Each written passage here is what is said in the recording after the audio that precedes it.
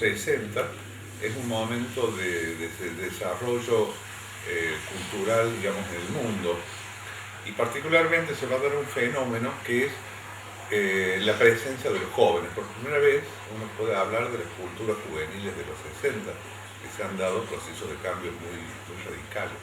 Han aparecido muchos de los derechos individuales, de los derechos ciudadanos, digamos, hay una exigencia por parte de los jóvenes de tener una mayor participación dentro de la sociedad, por lo cual el campo de la cultura y el campo del arte va a ser uno de los lugares preferidos.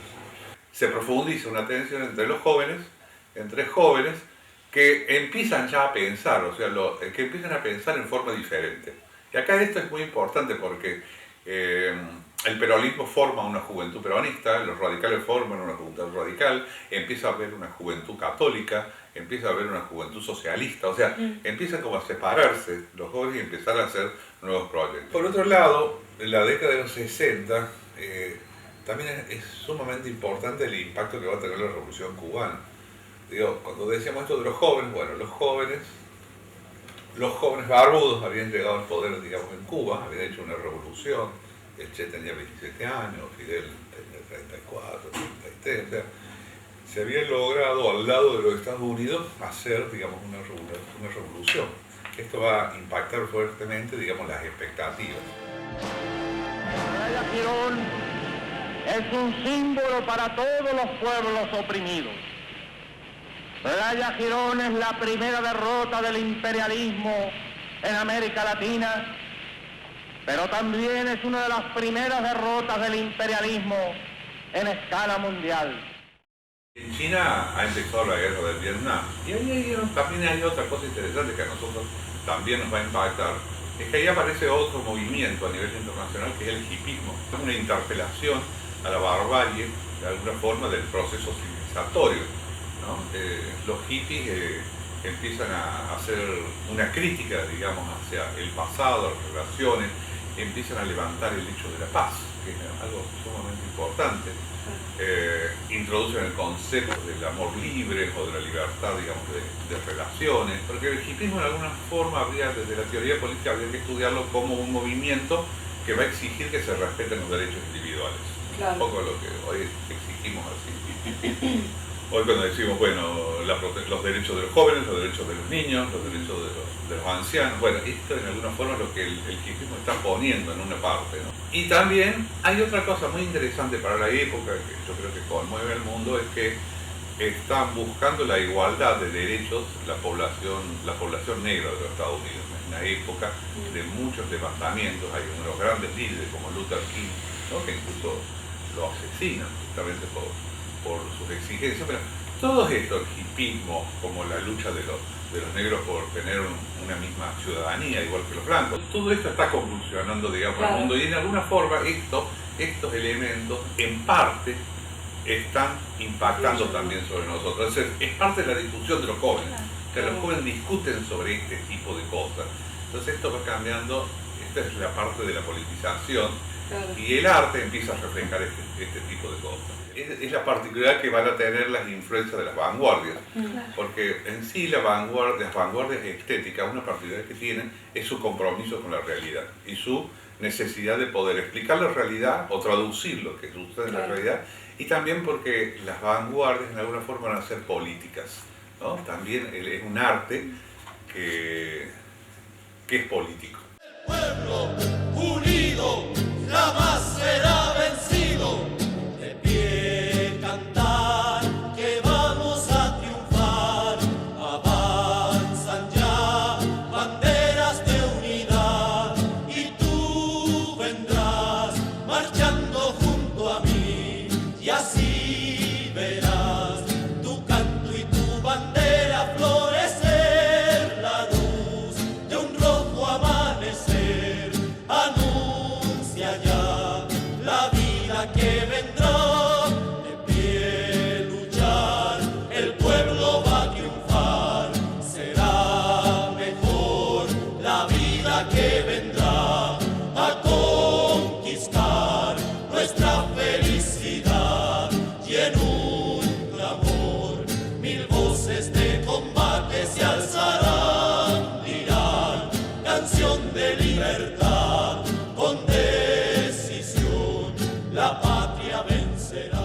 hay algo particular en esto, que también se vuelve el trabajador y el conflicto social como los sujetos del arte. Expresar la conflictividad, expresar la existencialidad de la gente, en este momento poder reflejar la realidad, poder movilizar a través del arte. El arte empiezan a buscarse como lenguajes nuevos, el arte también tenía que dar, y hay una puja entre el arte que tiene que dar cuenta de lo que está sucediendo, no es un arte inocuo, un arte separado, sino que es un arte que de alguna forma tiene compromiso. Hay una polémica, o el arte se independiza de la revolución, o el arte debe acompañar los procesos de revolución y llevar adelante, digamos, los cambios.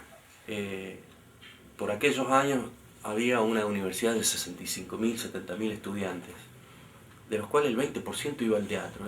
Es hablar de miles de espectadores potenciales y luego reales en el teatro, lo cual generaba una previsibilidad distinta a la que hay hoy. Y es lo que caracterizó la época. El teatro, había un movimiento comprometido políticamente muy fuerte. Te puedo nombrar, bueno, nosotros estábamos en esa época en el Teatro Goethe, pero estaba también La Chispa, estaba el LTL, o sea, grupos muy comprometidos, en donde la situación, lo que nos urgía era trabajar y crear en base a la situación sociopolítica que estábamos viviendo. Eso se dio en el cine y básicamente hay documentos muy impresionantes. Creo que el militante más importante de esos años fue Raimundo Gleiser, desaparecido también, y como que me parece como que creó toda una corriente estética que es increíble, ¿no? Y después está ese otro cine que hacía la militancia, o sea, los montoneros, por un lado, o sea, a mí me parece de que la construcción de lo que se llamó la Hora de los Hornos por Solana Getino, básicamente, Getino, no Solana, junto con Gerardo Vallejos, que era un tucumano que a su vez había hecho un filme muy hermoso que fue lo mejor que hizo, El Camino hacia la Muerte del Viejo Reales. Pero como que me parece que Raimundo, desde una ideología tronquista, para mal definirla, y el grupo Cine Liberación, desde una ideología montonera, peronista en el fondo, como que me parece como que fueron los dos hitos como más importantes dentro de ese cine militante y de compromiso, ¿no? Soy un cineasta argentino y hago films desde 1963. Todos tratan sobre la situación social y política de América Latina. Trato de demostrar que no hay más que un medio de realizar cambios estructurales en nuestro continente, la revolución socialista.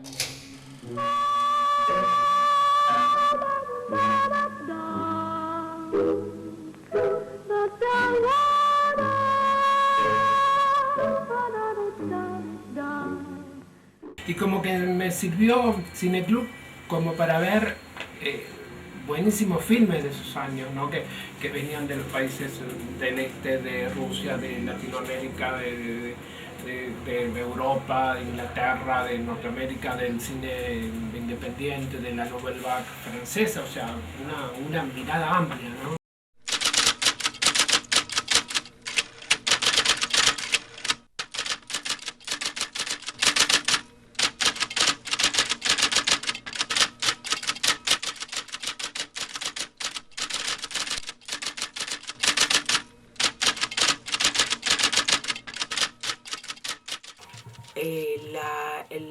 La generación de escritores que está en plena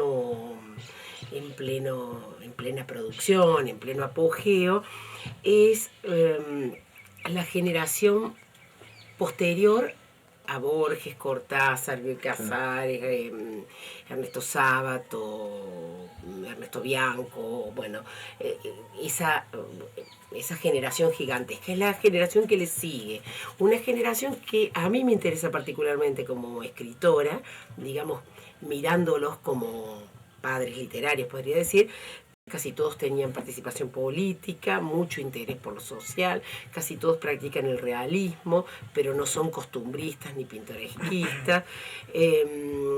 Casi todos son de la clase media y de una extracción más modesta que los escritores de la generación anterior, y todos trabajan de otra cosa para vivir, además de escribir. Entre ellos, bueno, Daniel Moyano, Andrés Rivera, Sara Gallardo, Libertad de Mitrópolos, Juan José Hernández, Antonio Di Benedetto, Héctor Tizón, por poner así algunos nombres de los muchos, Humberto Costantini, Rodolfo Walsh y demás. Muchos de esos escritores fueron asesinados o se exiliaron, fueron apresados, o se silenciaron por muchos años. Pobre del cantor de nuestros días, que no arriesgue su cuerda por no arriesgar su vida. Pobre del cantor que nunca sepa que fuimos la semilla y hoy somos esta vida. Pobre del cantor que un día la historia lo borre sin la gloria de haber tocado espinas. Recién, a partir del 66, 4 años antes de los 70, se inició un movimiento de música y poesía realmente muy interesante, que fue el movimiento del Nuevo Cancionero. Ese movimiento fue liderado justamente por Armando Tejada Gómez, por Oscar Matus, Mercedes Sosa, Tito Francia, y comenzaron a unirse a ese movimiento otros poetas de la talla de Jaime Lima Quintana, un servidor en el 67, a partir del Festival de Cosquín, y algunos otros artistas como los andariegos, los trovadores, que tenían una mirada militante sobre la situación social y política de la Argentina y pretendían que eso se reflejara en sus canciones.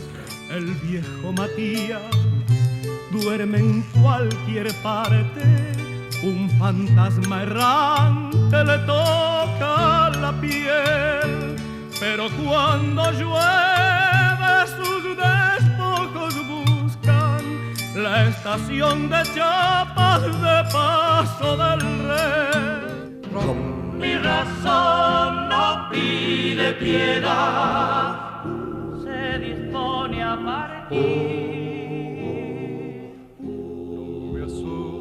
La muerte ritual, solo dormir me borra. Es que yo soy esa que soy, la misma mamá, mujer que va buscándose en la eternidad. Si es por saber de dónde soy, soy de animal.